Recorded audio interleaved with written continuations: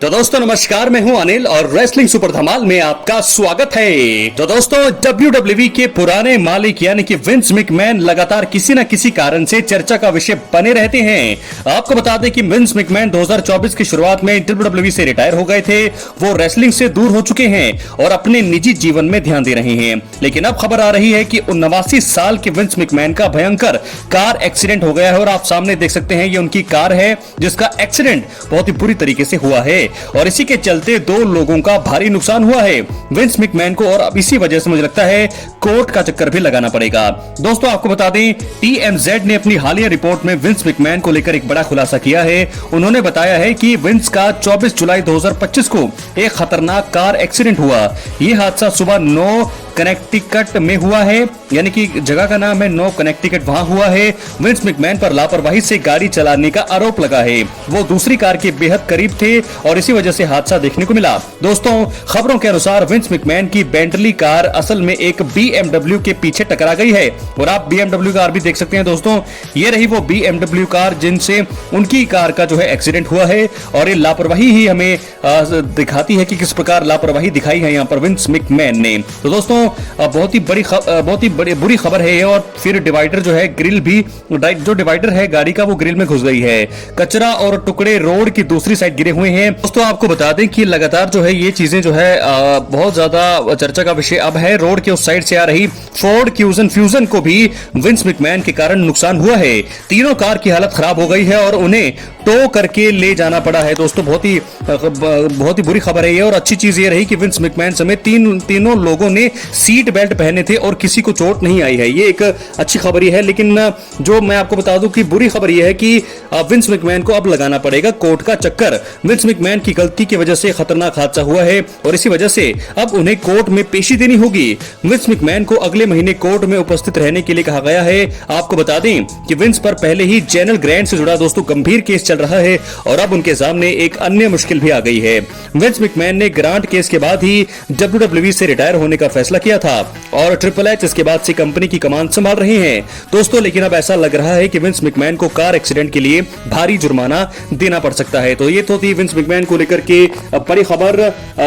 Accident जरूर हुआ है, 2 लोगों का भारी नुकसान हुआ है। हालांकि बड़ी खबर यह है कि अच्छी खबर यह है कि किसी को कोई नुकसान हुआ नहीं है, लेकिन बुरी खबर यह है कि विंस मैकमैन को अब कोर्ट का चक्कर लगाना पड़ा है। लगातार ये गलती से जो है गाड़ी चलाते हैं तो देखना होगा अब आगे क्या होने वाला है। दोस्तों अब हम बढ़ेंगे अगली खबर की ओर जो जुड़ी है मौजूदा undisputed WWE champion John Cena से।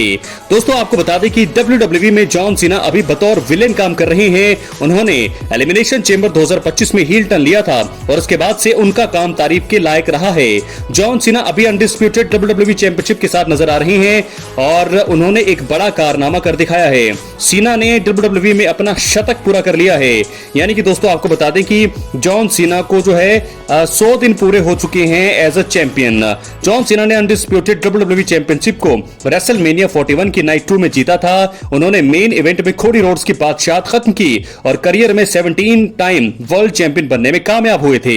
जॉन सीना ने इसके बाद से बतौर चैंपियन बहुत ही अच्छा काम किया है और कुछ बड़े सुपरस्टार्स के खिलाफ टाइटल को रिटेन करने में भी कामयाब हुए हैं। दोस्तों आपको बता दें कि जॉन सीना को अब WWE चैंपियन के रूप में 100 दिन पूरे हो गए हैं। उन्होंने अपने टाइटल रन का सेंचुरी पूरी करके फैंस को खुश होने का मौका दिया है। हालांकि उनकी ये खुशी शायद ज्यादा दिन तक नहीं टिकेगी और क्योंकि समरस्लैम 2025 में मुझे लगता है कि टूटने वाला है जॉन सीना का घमंड।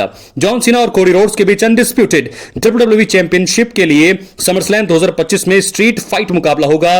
रोड्स ने दोस्तों king of the ring tournament जीता था और इसी की वजह से उन्हें अब जॉन सीना के खिलाफ दोबारा लड़ने का मौका मिल रहा है। वो नाइट 2 में आमने सामने होंगे। कोडी रोड्स के पास शानदार मोमेंटम है और वो जरूर कोडी रोड्स जो है जॉन सीना की बादशाहत खत्म कर सकते हैं। अनुमान लगाया जा रहा है कि कोडी रोड्स का यहां हील टर्न होगा और वो चैंपियनशिप दोबारा हासिल करेंगे। जॉन सीना का दोस्तों अभी रिटायरमेंट टूर चल रहा है और दिसंबर 2025 के साथ उनके करियर का भी समापन होगा। जॉन सीना ने पहले ही बता दिया था कि वो रिटायरमेंट टूर पर सिर्फ 36 शोज में काम करेंगे। जुलाई 2025 खत्म होने को है और अब जॉन सीना के रेसलिंग करियर में बस कुछ ही महीने बचे हैं। तो ऐसे में क्या होने वाला है, बहुत सारी चीजें होंगी जॉन सीना का जो है, मुझे लगता है कि अब बस कुछ ही मैच उनके, कुछ ही अपीयरेंस उनकी अब बची है। दोस्तों वहीं आपको बता दें कि नॉट सैम रेसलिंग पॉडकास्ट पर डब्ल्यूडब्ल्यूई विश्लेषक जो है, जो एनालिस्ट हैं, सैम रॉबर्ट्स ने जॉन सीना और कोडी रोड्स के मैच को लेकर अपनी राय दी है। उन्होंने कहा है कि जॉन सीना का राज अब डब्ल्यूडब्ल्यूई में खत्म हो सकता है। सैम रॉबर्ट्स ने यह भी कहा है कि कोडी रोड्स समर की सबसे बड़ी पार्टी में चैंपियन बनने के लिए पूरी तरह से तैयार हैं। सैम रॉबर्ट्स के अनुसार मुझे लगता है कि कोडी रोड्स टाइटल जीत जाएंगे, लेकिन वहां पर पहली बार जैसा जश्न देखने को नहीं मिलेगा। मुझे लगता है कि कोडी के कैरेक्टर में इस बार बदलाव हो सकता है।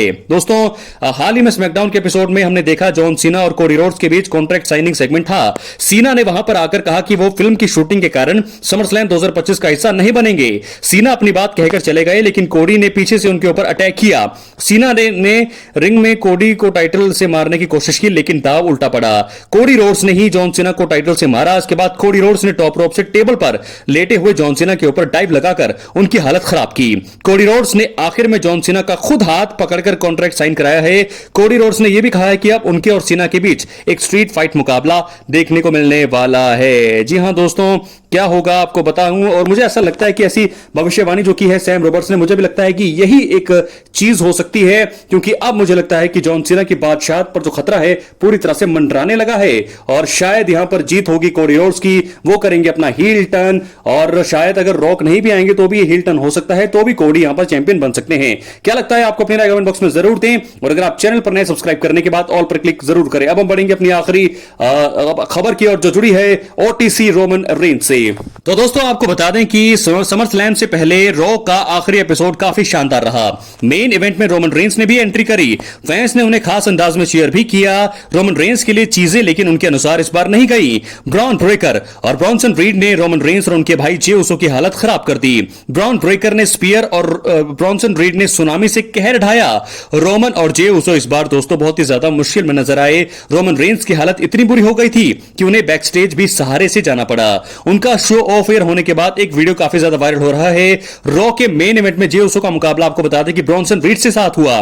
दोनों के बीच एक मुकाबला अच्छा जा रहा था, लेकिन ब्रॉन ब्रेकर ने अचानक आकर जे को स्पीयर लगा दिया। मुकाबले का अंत डीक्यू से हुआ। ब्रॉन्सन रीड और ब्रॉन ब्रेकर ने जो है जे उसो पर अटैक किया। उन्हें बचाने के लिए रोमन रेंज ने एंट्री तो करी। शुरुआत में वो काफी ज्यादा ताकतवर दिखाई दिए, दबदबा देखने को मिला, लेकिन उसके बाद जो चीजें हैं उस तरीके से वो खत्म नहीं कर पाए। पहले ब्रॉन ब्रेकर ने उन्हें स्पीयर से धराशायी किया और बाद में ब्रॉन्सन रीड ने सुनामी लगाया। जे भी ज्यादा कुछ खास नहीं कर पाए और अंत में ब्रॉन ब्रेकर ने जे उसो और रोमन रेंज दोनों को बैरिकेड में स्पीयर लगाकर चारों खाने चित कर दिया। उसके बाद हमने देखा रॉ ऑफ एयर होने के बाद फुटेज में रोमन रेंज को मुश्किल से चलते हुए दिखाया गया है। रोमन रेंज बुरी तरह से घायल हो गए थे, आप यकीन नहीं करेंगे, लेकिन रोमन रेंज को जे उसो और दूसरे डब्ल्यूडब्ल्यूई ऑफिशियल्स ने अपने कंधों पर सहारा देकर वापस खड़ा होने में मदद की है। रोमन रेंज की इतनी बुरी हालत शायद ही फैंस ने पहले कभी देखी होगी। ब्रॉन ब्रेकर ब्रॉन्सन रीड ने उन्हें तहस नहस कर दिया। रोमन रेंज को देखकर जरूर फैंस को दुख हुआ होगा। रोमन जब बैक स्टेज जा रहे थे तभी दोस्तों सभी ने उनका आत्मविश्वास तो बढ़ाया है, लेकिन बहुत ही ज्यादा मुश्किल में दिखाई दिए हैं रोमन रेंज। तो समरस्लैम 2025 का आयोजन 2 और 3 अगस्त को होने वाला है। पहली बार ये प्रीमियम लाइव इवेंट 2 दिन का होगा।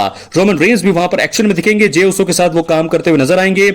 और मुझे लगता है कि कुछ दिन पहले रोमन रेंज ने ही एक वीडियो के जरिए ब्रॉन्सन रीड और ब्रॉन ब्रेकर को चुनौती दी थी। बाद में पॉल हेमन ने उनकी चुनौती को स्वीकार किया। खैर अब देखना होगा कि समर की सबसे बड़ी पार्टी में रोमन रेंज और जे उसो को क्या जीत मिल पाएगी, या फिर यही हाल होगा जो हमने देखा।